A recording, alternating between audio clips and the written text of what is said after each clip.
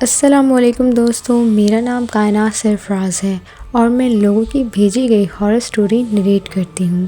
آج کی جو سٹوری ہے وہ میری انسٹیٹیوٹ دوست کی ہے اور یہ واقعہ تب کا ہے جب ہم ساتھ میں ٹیچنگ کرتے تھے۔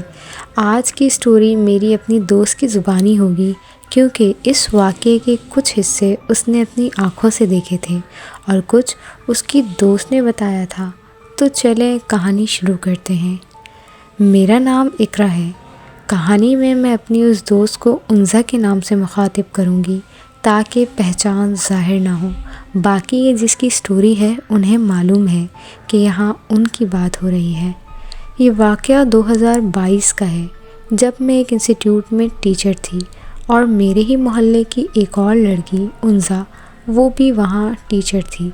ہم دونوں 2 گھنٹے کی ٹیچنگ کرتے تھے اپنی اسٹڈی کے ساتھ ساتھ اور ساتھ ہی آتے جاتے تھے۔ یاد رہے ہم اسکول ٹیچر نہیں تھے اور انسٹیٹیوٹ کا نام بتانا مناسب نہیں۔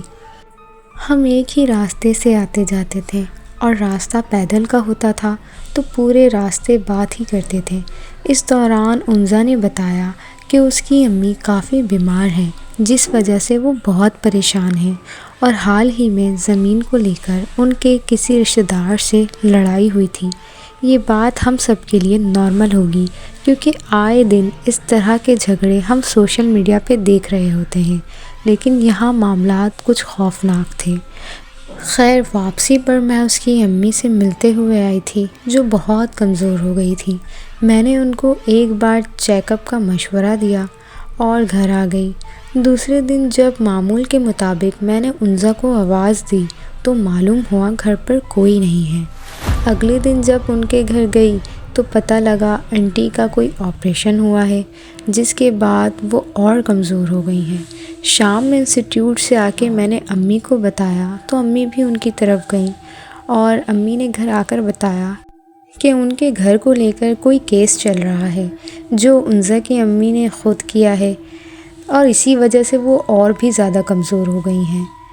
دوسرے دن بھی جب میں اس کے گھر گئی تو انزا نے راستے میں بتایا کہ اس کی امی کے پیٹ کا زخم سڑ رہا ہے ڈریسنگ کے بعد بھی، جو کافی ٹینشن والی بات تھی۔ 2-3 دن تک انٹی کی حالت ایک جیسی تھی۔ اگلے دن جب ہم انسٹیٹیوٹ سے گھر آ رہے تھے تو انزا کے گھر کے پاس ایک مٹی کا چھوٹا سا ڈھیرا تھا۔ اس پر ہماری نظر اس لیے گئی تھی کیونکہ اس کے گھر کے آس پاس بہت صفائی ہوتی ہے۔ انزا نے پیر سے مٹی کو برابر کرنے کی کوشش کی تو اس کے پیر میں ایک تھیلا لگا۔ مٹی ہٹائی تو خون لگا تھیلا باہر آیا۔ میں بہت خوفزدہ تھی اس وقت اور شاید وہ تھیلا کافی پہلے سے یہاں پڑا تھا، تبھی اس میں سے بدبو آ رہی تھی جیسے کوئی گوشت سڑ گیا ہو۔ اس سڑتے ہوئے گوشت کو دیکھ کر انزا کو کچھ شک ہوا۔ اس نے مجھ سے جانے کو کہا اور کہا کل بات کرتی ہوں اس بارے میں۔ میں گھر آ گئی اور بے صبری سے اگلے دن کا انتظار کرنے لگی کہ آخر وہ کیا ہو سکتا ہے۔ اگلے دن جب میں اس کے گھر گئی تو انزا نے بتایا اس نے اپنی امی کو وہ چیز دکھائی اور ساتھ والے گھر میں ہی مسجد کے امام صاحب رہتے تھے، ان کو بلوا کے تھیلا کھلوایا تو تھیلی میں سے بکرے کی کلیجی نکلی جس پہ بہت سارے سوئی گڑھے تھے۔ یہ منظر دیکھ کر آس پاس کے لوگ بھی جمع ہو گئے تھے۔ امام صاحب نے کہا اسے کالا جادو کہتے ہیں، جن کا ایمان کمزور ہو جاتا ہے وہ ہر حد پار کر کر کالا جادو تک آ جاتے ہیں۔ لیکن سوال یہ تھا کہ کیا کس نے ہوگا، کیونکہ ان چیزوں کا جل توڑ کرنا پڑتا ہے ورنہ بندہ ختم ہو جاتا ہے۔ پھر انزا نے بتایا کہ موجودہ حالات کو دیکھتے ہوئے بات اتنی تو سمجھ آ چکی تھی کہ جادو امی پر کیا گیا ہے اور کروانے والے وہی ہیں جن کو یہ زمین چاہیے ہے۔ پھر انزا نے بتایا کہ رات کو جب بھائی اور ابو گھر پر آئے تھے تو امی نے ان کو سب بتا دیا۔ پھر ابو کے جانے میں کوئی بزرگ تھے، ان سے اس کا توڑ شروع کروایا گیا۔ انزا کی یہ ساری باتیں مجھے حیران کر رہی تھیں۔ خیر میں نے خود کو نارمل کیا اور اپنی کلاس میں داخل ہوئی۔ اسٹوڈنٹ کے سلام کا جواب دے کے میں نے گہری سانس لی۔ واپسی پر انزا نے کہا شام کو چکر لگانا میرے یہاں۔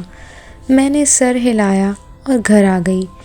گھر میں میں نے امی سے ان سب باتوں کا ذکر کیا۔ شام میں امی اور میں انزا کے گھر پہنچے आंटी ने अम्मी को सब बताया कि उस बुज़ुर्ग ने अब मोहतात रहने कहा है। दिन और दुनिया के टॉपिक पे बात होने लगी। उसके बाद हम घर आ गए। कुछ मंथ बाद उन्ज़ा की अम्मी भी नॉर्मल हो गई थी, जैसे उनको कभी कुछ हुआ ही ना हो। ऐसे ही साल कब गुजर गए कुछ पता ही नहीं लगा। मुझे दूसरे इंस्टीट्यूट से ऑफ़र आई और मैंने यहाँ रिज़ाइन दे दिया। उसके बाद उन्ज़ा की भी शादी हो गई। इसी तरह 2 साल गुजर गए। फिर अचानक एक दिन पता लगा कि उन्ज़ा के अब्बू का बहुत बुरा एक्सीडेंट हो गया है। ताज़ियत पे पता लगा चोट ज़्यादा नहीं थी, बस सर से थोड़ा खून आ गया था और नाक का हाल थोड़ा बुरा था। उनका इलाज भी जारी था। अपने पैरों पे ही हॉस्पिटल आते जाते थे। लेकिन 1 हफ़्ते बाद मस्जिद में ऐलान हुआ, जिसे सुनने के बाद हमें अपनी कानों पर यकीन ही नहीं आ रहा था। ऐलान में उन्ज़ा के वालिद साहब का नाम लिया गया कि वो अब हमारे दरमियान नहीं रहे। ये वाक़या हमारे लिए काबिल कबूल नहीं था, क्योंकि बज़ाहिर वो बिल्कुल ठीक नज़र आते थे। इसके बाद मोहल्ले वालों से पता चला कि उन्ज़ा के वालिद साहब की टोपी में से सुई चुभी हुई मिली थी। ये वाक़या बहुत ही खौफनाक था। उन्ज़ा के वालिद एक बहुत ही अच्छे मिजाज के आदमी थे। वो ज़मीन उन्ज़ा के वालिद की ही थी, लेकिन दूसरों की हसद जलन इतनी बढ़ चुकी थी कि उनकी जान ले ली। तो ये थी इकरा की स्टोरी, जो एक हकीकत पर मबनी थी। अल्लाह ऐसे लोगों को हिदायत दे, आमीन। ऐसे लोग ना दुनिया में कामयाब हो सकते हैं और ना ही इनकी आखिरत बनती है। आज के लिए बस इतना ही। अगर आप भी अपनी कोई हकीकत पर मबनी कहानी शेयर करना चाहते हैं तो नीचे दिए गए नंबर या ईमेल पर कांटेक्ट करें। अगर वीडियो पसंद आई हो तो चैनल को लाइक, सब्सक्राइब और शेयर करना मत भूलिएगा। अल्लाह हाफ़िज़ दोस्तों।